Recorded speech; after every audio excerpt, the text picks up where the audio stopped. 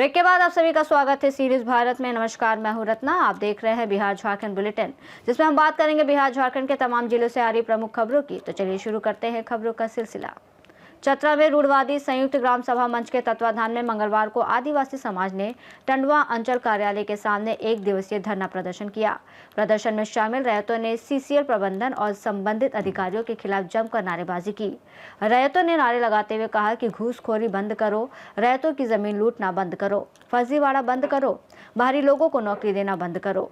प्रदर्शनकारियों ने आरोप लगाया कि सीसीएल ने पिपरवार में रैयतों की जमीन का म्यूटेशन कर उनकी जमीन हड़पने का प्रयास किया है।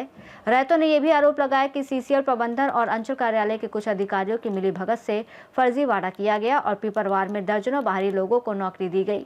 उनका कहना है कि आदिवासियों को उनके हक से वंचित रखा जा रहा है और कोयला परिवहन में मनमानी की जा रही है। प्रदर्शन में रैयतों ने स्वतंत्र जांच एजेंसी से मामले की जांच कराने और राज्य सरकार से उनकी जमीन का रसीद जारी करने की मांग की। अंत में आदिवासियों ने टंडवा बीडीओ सह सीओ देवलाल उराव को 25 सूत्री मांग पत्र सौंपा। आदमी भी नहीं है, ना वो ग्राम सभा उसको जानता है ना पहचानता है। देखिए तो उसमें ऑनलाइन के माध्यम से चढ़ा हुआ है जमीन, लेकिन उसका वहाँ ना दखल है ना कब्जा है, तो आखिर वहाँ का रैयत जाएगा कहाँ? फर्जीवाड़ा में आप लोग जिला अधिकारी से कहीं शिकायत लिखित दिए हैं? करमटाड़ के द्वारा दिया गया है, एसडीओ साहब को दिया गया है, डीसी को दिया, और हर गांव में यही मामला है। अभी तक उस पर कोई पहल नहीं हुई, इसलिए हम लोग को बैनर तले अब संघर्ष करना ही होगा। पिपरवार क्षेत्र में तमाम गांव में आप घूम कर देखिए, आज भी वहां के लोग बेरोजगार हैं, नौकरियां किसी और को मिल रही है। वहां जो ठेका टेंडर जो है सीएसआर से जो पैसे खर्च होते हैं उसमें ठेकेदार कौन लोग हैं। आप ये सारी चीज़ों का अवलोकन करेंगे तो पता चलेगा कि स्थानीय लोगों को किसी भी चीज़ों में भागीदारी नहीं मिल रही है और बाहरी लोग उसमें सारे लाभ ले रहे हैं। तो इन सारी चीज़ों को सुधार करके स्थानीय लोगों को रोजगार या तमाम जो अनुबंधीय कार्य है वो सारे काम में स्थानीय लोगों को लेकर लोगों को रोजगार। चतरा से सी न्यूज संवाददाता लकी की रिपोर्ट। रुक करेंगे अगली खबर की ओर, जहां बता दें मधुबनी में नए मतदाताओं के लिए मतदान को लेकर उत्साह देखने को मिला। भारत निर्वाचन आयोग द्वारा मतदाता जागरूकता के लिए जारी रैप सॉन्ग के माध्यम से मिथिला चित्रकला संस्थान में आयोजित कार्यक्रम में युवाओं ने बढ़ चढ़कर हिस्सा लिया। कार्यक्रम में उपस्थित युवाओं ने मतदान के महत्व को समझते हुए सक्रिय रूप से भाग लिया और 11 नवंबर को मधुबनी में सभी मतदाताओं से मतदान करने की अपील की गई।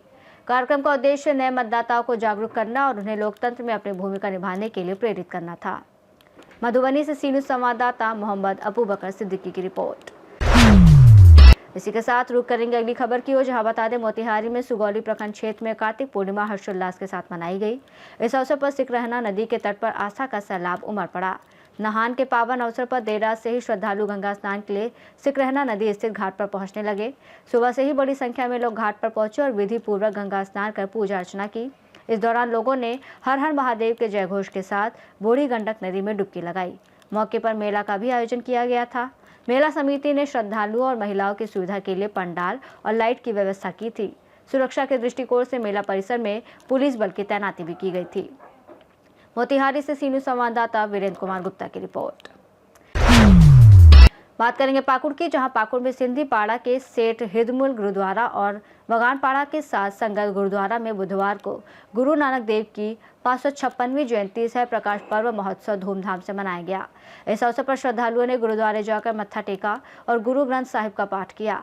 महत्वपूर्ण दिन पर गुरुद्वारों में भजन और कीर्तन का विशेष आयोजन किया गया। सिद्धि और सिख समाज के लोगों ने उत्साहपूर्वक इस महोत्सव में भाग लिया। भक्तिमय माहौल में शबद कीर्तन और भजन संपन्न हुए, जिसके बाद महिला और पुरुष श्रद्धालुओं ने गुरु नानक देव की भक्ति भाव से महाआरती की। सिंधी समाज के पप्पू गंगवानी ने बताया कि प्रभात फेरी का आयोजन 3 दिनों तक किया गया, जिसका समापन प्रकाश पर्व के दिन हुआ। गुरु नानक देव ने भेदभाव और जात पाति का विरोध किया और मेहनत की कमाई से परिवार का भरण पोषण करने का संदेश दिया। उन्होंने ईश्वर की एकता और सभी के साथ प्रेम पूर्वक रहने का मार्ग दिखाया। इस अवसर पर गुरुद्वारा साथ संगत में लंगर का आयोजन भी किया गया। हिरदुमल गुरुद्वारा के सदस्य इंद्रपाल सिंह ने बताया कि प्रभात फेरी के दौरान कीर्तन गायन किया गया और श्रद्धालुओं को जलपान कराया गया। यहाँ पे गुरु नानक जयंती आज वर्षों से मनाई जा रही है और हमारे जो प्रोग्राम होता है 3 दिन कंटिन्यू लगातार होता है। तीनों दिन सबकी प्रभात फेरी और प्रसाद का वितरण, पूजा पाठ, कीर्तन भजन होता रहता है। बाहर से गुरुद्वारे से सरदार पंजाबी भाई भी आते हैं, सिंधी भाई हम लोग हैं, सब मिल के आपस में बहुत बड़ा आयोजन होता है। आज इसका आखिरी दिन है, हम लोग का आखिरी इनका विदाई है गुरु बाबा का जन्मोत्सव का, और वो भंडारे भोज भंडारे के साथ विदाई होता है, हर साल होता है। गिरधारी लाल पप्पू गंगवानी। पाकुड़ से सी न्यूज़ संवाददाता पंकज भगत की रिपोर्ट। फिलहाल इस बुलेटिन में बस इतना ही। देश और दुनिया की तमाम बड़ी खबरों के लिए देखते रहिए सी न्यूज़ भारत।